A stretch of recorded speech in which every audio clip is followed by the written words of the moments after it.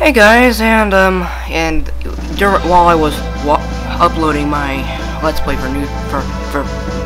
for Mario Brothers 2, I noticed that I'm at 99 videos. So I decided to make my 100th video, and I decided to make a rant, a positive rant about Chrono Trigger. I mean, what I mean by that is, I'm not ranting about the bad. I'm just gonna be. It's hard to tell it something else because it's not a review. It's just me telling how much I like it. So I'll just say it's a positive rant. So yeah. So Chrono Trigger. It's one of my favorite games of all time, as probably a lot of people probably know. Actually, not a lot of people know that because I barely tell anyone. Well, the Rex's firm probably knows, because I think I told him. Yeah, I think I told him that, but whatever.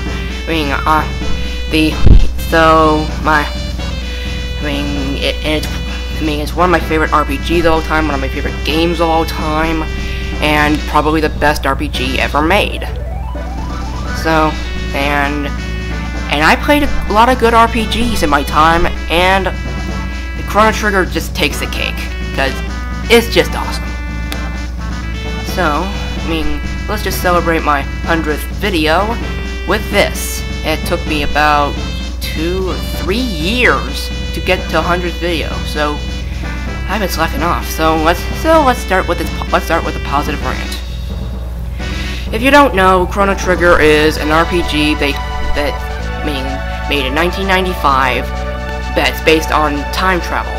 And when you first hear time travel, you would think, ooh, that sounds like crap. Well, actually, it's not. It's really well done.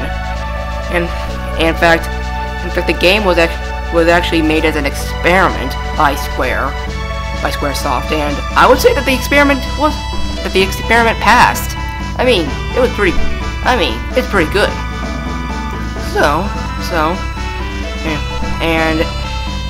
And unlike other RPGs where you're able to have four characters in the battle, or 4 characters in your party at the same time, you can only have 3. But that's not a problem because because 3 is really enough, and you'll have a lot of these characters and there are 7 characters in all. Yeah, there's 7. So I'll just go over them. Chrono, who is basically pretty much the everyday main protagonist, who's pretty much the awesomest character in the game, and a lot of people agree with me that he's basically the guy. He's pretty much the guy that you'll want to keep, or the guy that you'll want in your party all the time.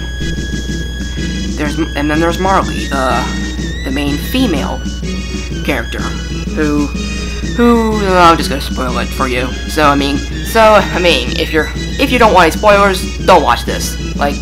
Cut to around the end of this video. And yeah, but whatever. I don't know. And Marle, she's in love with Chrono, and later in the game she goes completely crazy, and she uses a bow. Actually, a crossbow. So, yeah.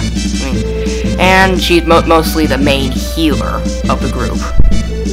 Her attacks are not that powerful, but you'll most likely want her because A, she's hot, and B, she's also a very good healer.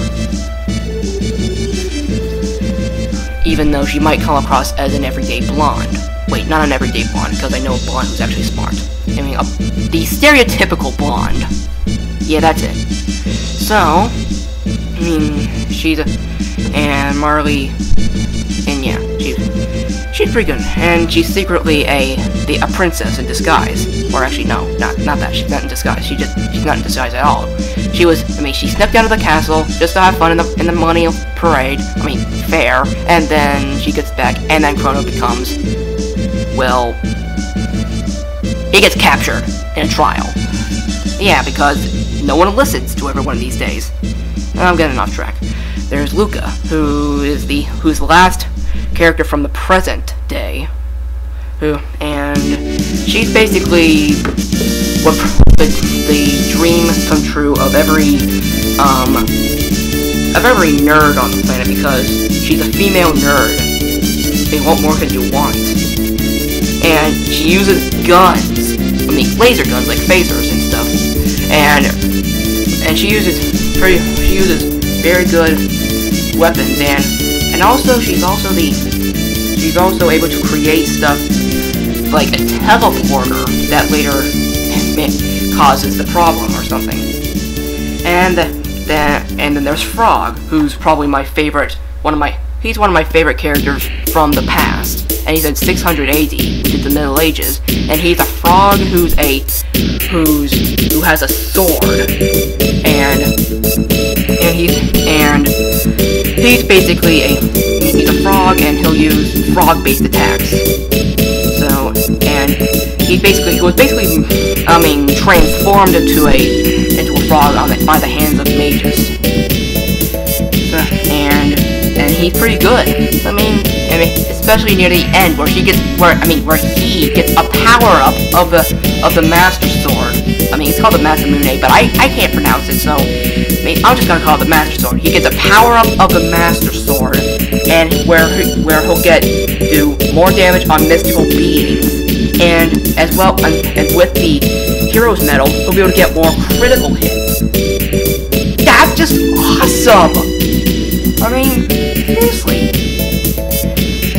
And also, he has probably one of the greatest scenes in the entire game. If you haven't seen it, then look for Frog Cuts Mountain, or Cuts the Way, or whatever. I mean, you gotta see the anime version of the scene. It's just awesome.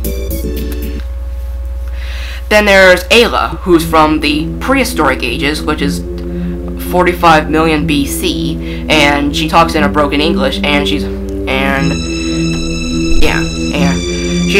pretty powerful, and she doesn't use any weapons. She uses her bare hands. Oh yeah. And she also has one of the coolest power-ups, which is the Charm, which allows you to steal items from enemies. And a lot of times the items can be pretty powerful or pretty useful. Then there's Robo, which I forgot to mention. He's from the future because in 2300 AD, because you ran away from the castle because you're innocent. So that's how you should prove your innocence. It's better than being beheaded, I guess. And from there you'll find a robot who's broken down, and Lucca rebuilds it, and he becomes your friend. And I like naming him Greek letters, like Gamma, Omega, and Beta. And so yeah, that's pretty cool. And he pretty much and he decides to go with you after he gets beaten up by his own pals in the future. And you're basically wanting to stop the future from happening, the bad future from happening, and let the good future come because of the creature known as Lavos, who is the regular, everyday, mindless villain who doesn't know anything, is just doing everything because, well, it's like in Star Trek with those little creatures that make you older, or I believe, or those little creatures that make people older, and they can only be killed by the bright sunlight. And yeah, which is pretty, and he's pretty scary because he comes around in 1999, and this was released in 1995. In 1999, if you don't know, it was the year of the apocalypse that was supposedly gonna happen. Yep.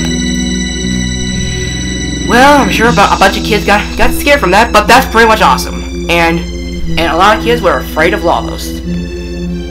Although Lavos did look like a football player with duck feet at the end, but whatever. And the last character, which you haven't, which is optional to unlock, which is after Chrono dies. Yeah, I'll have to mention this part. Chrono dies in the game. I mean, at the hands of Lavos. He goes up against Lavos, and he basically gets vaporized. And everyone's sad, and yeah. Poor Chrono. But you can get him back. I mean, I'm not gonna go over it, but you can get Chrono back. And it's pretty cool. And that's how you get the side quests. The extra side quests that gives you powerful. So, mages. It's optional if you want them. So, if you decide to kill him, he'll tell you how to get Chrono back, and if you get him, he'll tell you how to get Chrono back, and you'll have him, and he has some of the greatest spells in the entire game. They're just awesome. In fact, it was the only time I was able to beat Lavos with his spells, with his Dark Matter spell. That's pretty cool. And the battle system is what the game semi-shines, because it's very cool, because you'll get these techs, which are techniques, and you'll be able to use them, but you can also combine the techs with another character, except for mages, and it'll do a more powerful spell. And also, after you get Robo, you can teach your first 3 characters some spells, which are lightning, ice, and fire. And Frog is able to learn water, and no one else is able to learn anything else. But Ayla and Robo are able to use shadow attacks, and Magus is able to use shadow attacks, as well as the best attacks with fire, electricity, and water, which is ice. Never mind. So, and then you can use a triple tech, which are very cool, like Arc Impulse, and Delta Force. Delta Force was just so cool, but I couldn't. But I was wanting to use Delta Force to beat him, but I just couldn't beat Lavos with Delta Force.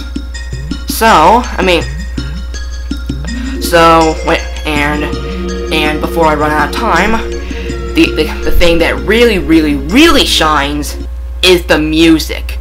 OMG, the music is awesome!